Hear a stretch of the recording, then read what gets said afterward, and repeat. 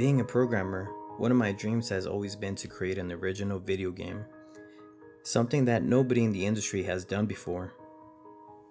After seeing Spore, I became intrigued. Here was an attempt at putting people in control over a universe.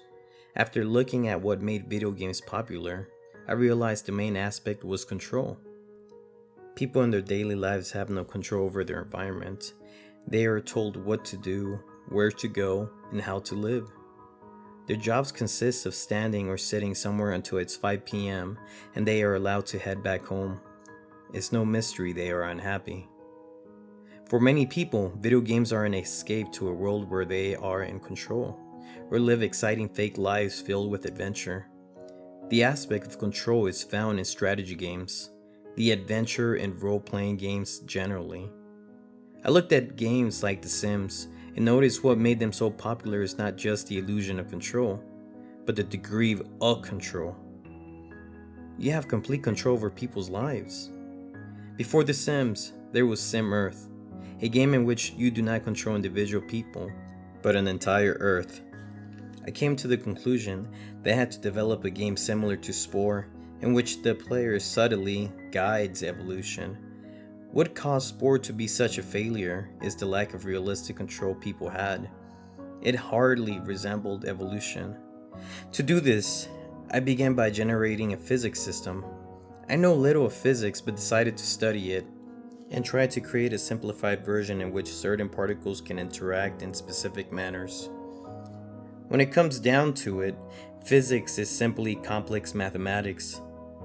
I simulated energy and matter and created a simple system with the sun emitting energy circled by a planet catching said energy. I decided to create a simple basic cells from scratch that were hard-coded, so to speak, in the system I was designing. They lived off the energy emitted by my sun and had a genetic code that coded for the substances provided by the cells. I guess you could call them my eukaryotes. My world within a few minutes would always fill with these cells, after which they would mutate, and the most efficient cell in converting energy from the sun into useful substances for division would survive. It was very boring, but it worked, I guess. I decided to expand the physics system and force the cells to create waste products that were toxic and would kill them. I noticed that some cells responded to this by producing less waste. Others responded by producing something to emit the waste, yet others developed chemicals to clean up the waste products. However, I noticed something fascinating. Running the simulation for a few centuries, a few minutes in real life, created cells that made massive amounts of specific waste products on purpose. I noticed that other cells died as a result of this, to which the other cells responded by usurping the building blocks they had created from energy. The first predators were born. With the first predators, diversity in this little world rapidly increased. Some grew a response to flee when they encountered these toxins. Others grew resistance to them. The ones that grew resistance would eventually grow to utilize the toxins produced. Eventually, I noticed something interesting. The cells that escaped from the toxin grouped up with the cells that utilized the toxins. They stayed close together and helped each other. Eventually, these types of cells would attach to one another. They formed a weird symbiosis where the cell that would normally flee would now move towards places where the toxins are, and the other cell would consume the toxins and provide the mover with some of the energy. Without going much into detail, I became very excited and decided to let this simulation run during the warning. I had stayed up until 5 a.m. while I went to bed. When I woke up around 11, I noticed the world I had created had changed. It was barely recognizable. Massive plant-like structures grew in this world, consumed by other organisms that ate these plants. However, looking at the log, I noticed the world hadn't changed much in the past 2 hours or so.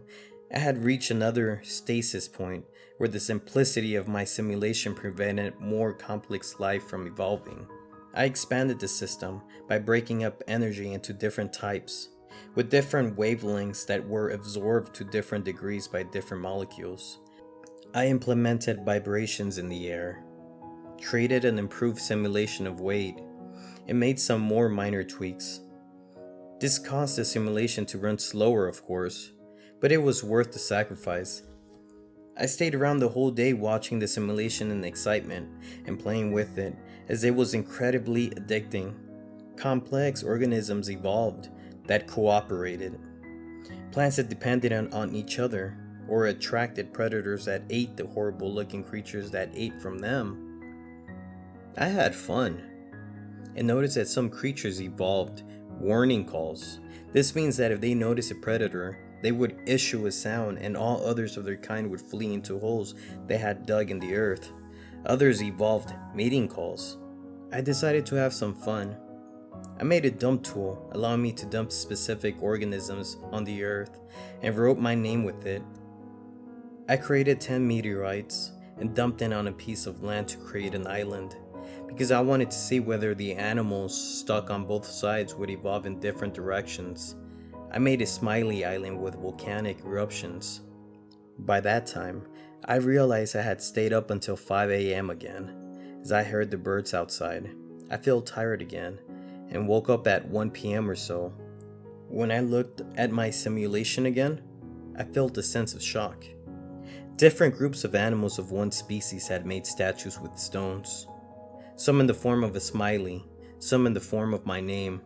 I didn't know why they were doing this or how. What I did notice is that they would attack each other from time to time. I didn't know what to do with it, but I concluded that these organisms must have somehow noticed that the smiley and the name I had written were special. The fighting disturbed me, and so I decided to create a massive mountain ridge through volcanic eruptions to separate the two groups. By this time, changes were happening fast compared to earlier. While I had to spend the night sleeping to see tribes evolve in my simulation, while I was getting something to eat or take a bathroom break, I would notice the tribesmen wearing different styles of clothing or having changed their type of dwelling. Their numbers were also continually increasing. At some point, I noticed the creatures began making their own symbols on the ground and no longer just copying mine. Most of the symbols seemed random and unintelligible to me, but one stood out. The organisms had created a symbol that resembled them, a small circle with a square beneath it. Within the square, a dot could be found in the center. This was meant to symbolize the visual organs of the creature, as the creature had two visual organs, one in the front of its body and one in the back. In the square, other sensory and reproductive organs were symbolized. Next to the circle on top of the square could be seen something resembling a drawing of a fork. Two of these forks had been painted in opposite directions, and next to that, the smiley face could be seen. I realized something. They were not communicating towards each other. They were trying to communicate to something out there. The meddling in their landscape had somehow made them realize that something powerful was out there, capable of changing their world. I wondered whether symbols like Stonehenge and the pyramids in my own world could be signs of primitive people trying to do the same thing, begging their creator or overseer to initiate contact with them. However, one thing was undeniable by now. These creatures realized there is something out there. I wondered long. Did I have a responsibility to initiate contact with something that isn't real? Or are these creatures real in a different way? Can something be real merely by being capable of having concept of itself? And even if they are real, does that mean they will be better off with me initiating contact with them? Should I change my simulation to ensure them permanent happiness? And is it even possible for me to do such a thing? I did not want to confirm my existence to them, but I did want to be able to communicate with them.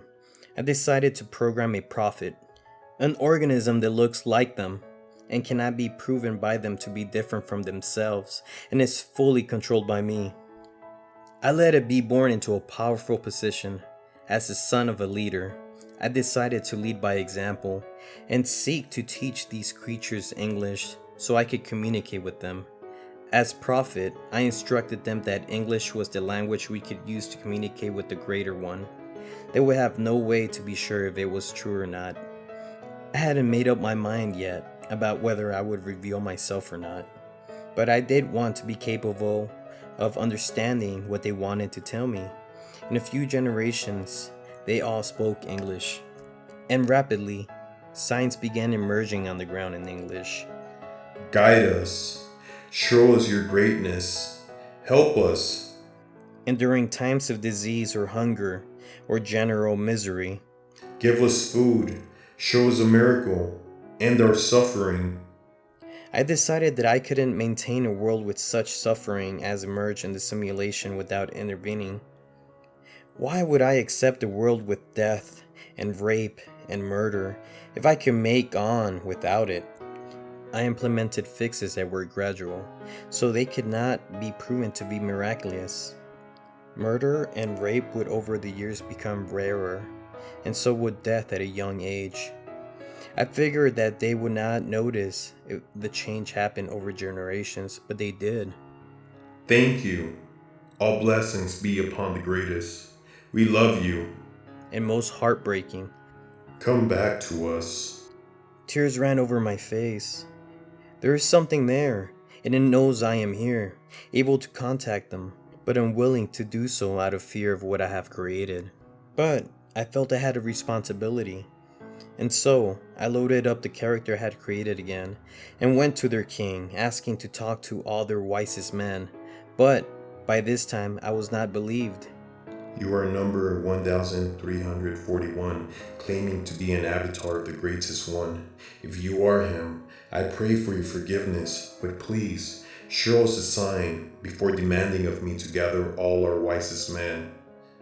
And, so I hesitated but responded, "Tomorrow there shall be 2 more meteors falling on a deserted island in the sea before you on the same day. And when they do, doubt no more and realize that I have come back to repair the broken world that I created."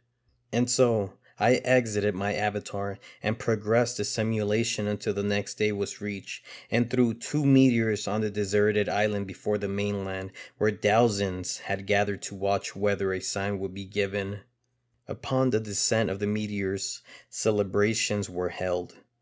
All the sentient organisms gathered around the small house where I had exited my avatar and lay flat on the ground, in apparent worship of the man who was last seen there and afraid of coming close.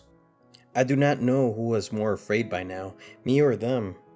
I loaded into my avatar again and exited the house. The creatures continued to lay flat on the ground in utter silence. It is as if they felt unworthy of speaking. "Let your wisest man stand up," I told him, and up stood one of these bizarre-looking creatures. Thank you for coming back. Pray tell us, do you have any requests for us? I hesitated before saying, "There is nothing you could do for me that pleases me but for you to be good to one another and to contact me with your wishes and fears." The creature responded, We know you come from a different world, and we are afraid. We understand how vulnerable we are and how incomplete our experience is. Please allow us to join you in the world that you created our world from. I began crying behind my computer as I responded, "I do not know how." The creature responded, At risk of offending you, please understand the severity of our situation. By living in a world that is incomplete, we are at constant risk of disappearing forever, never to be seen again. We would never even consciously realize that our end had come. I realized that they were unable to comprehend that I only had absolute power within the world and not outside of it. They also did not realize that my knowledge of the world was limited. I may have created it through simple laws, but those simple laws gave way to a reality of its own that is more complex than I can comprehend. I responded again, "I only have power in your world. In my world I have no power. And so, I cannot bring you there, because my world is not under my control. I also do not understand the world I have created. I do not know what is best for you. Only you do, and you have to inform me what you want." And the creature waited for a moment. I was about to think they were going to end communicating with me before their wisest man responded, You have created a world that is incomplete, with creatures that cannot escape it, and you have no power to save them.